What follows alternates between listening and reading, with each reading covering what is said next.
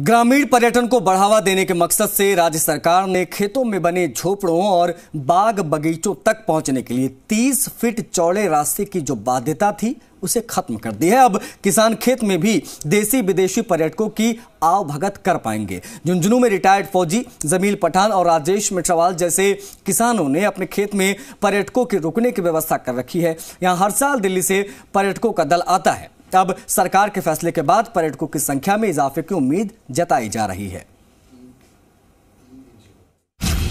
रेत के धोरे नहीं, अब लुभाएगी हरियाली।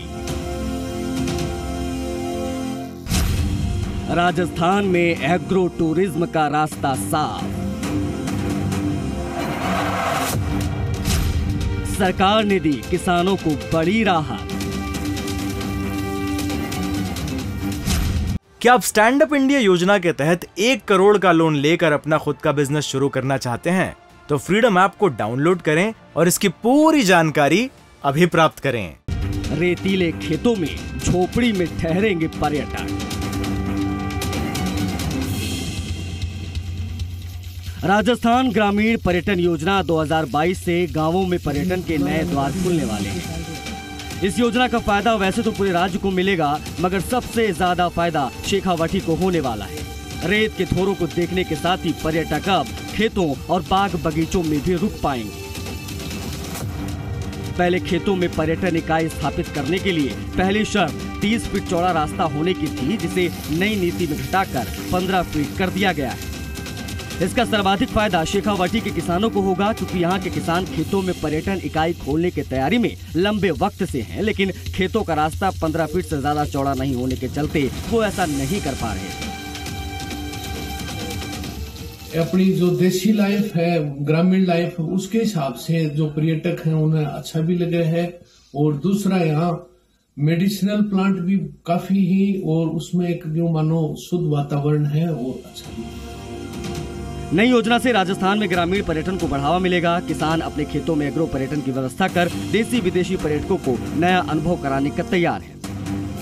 अब तमाम नए प्रोजेक्ट्स को अनुमति मिल सकेगी। बुढ़ाना गांव में रिटायर्ड फौजी जमील पठान ने एग्रो पर्यटन को बढ़ावा देने के लिए इकाई स्थापित की है। नई नीति से वो अपने खेतों में विदेशी पर्यटक रुकवा सकेंगे।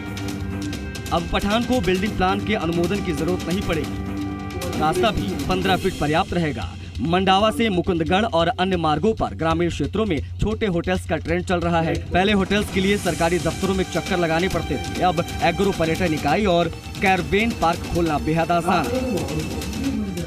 पर्यटक तो दिल्ली से भी आए हैं, और अपने ये जो केसरी सिंह जी की होटल मंडावा में इनके मैनेजर साहब थे, उनके जो भतीजे थे, फिर उनके साथ में गेस्ट थे जर्मन से, वो भी आए थे।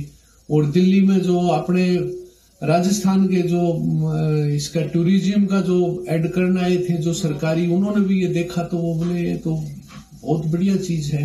तो मुझे लोग बाग आते ही ये कहते हैं कि आप तो करो और आपका यह चलेगा, तो मुझे और ऊर्जा मिल रही है और मैं रात दिन इसमें मेहनत कर रहा हूँ।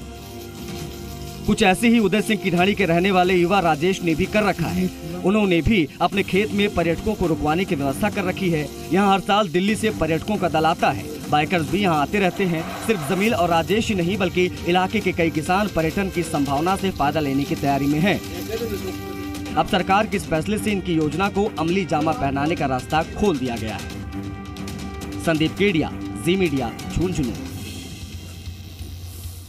क्या आप स्टैंड अप इंडिया योजना के तहत 1 करोड़ का लोन लेकर अपना खुद का बिजनेस शुरू करना चाहते हैं? तो फ्रीडम ऐप को डाउनलोड करें और इसकी पूरी जानकारी अभी प्राप्त करें।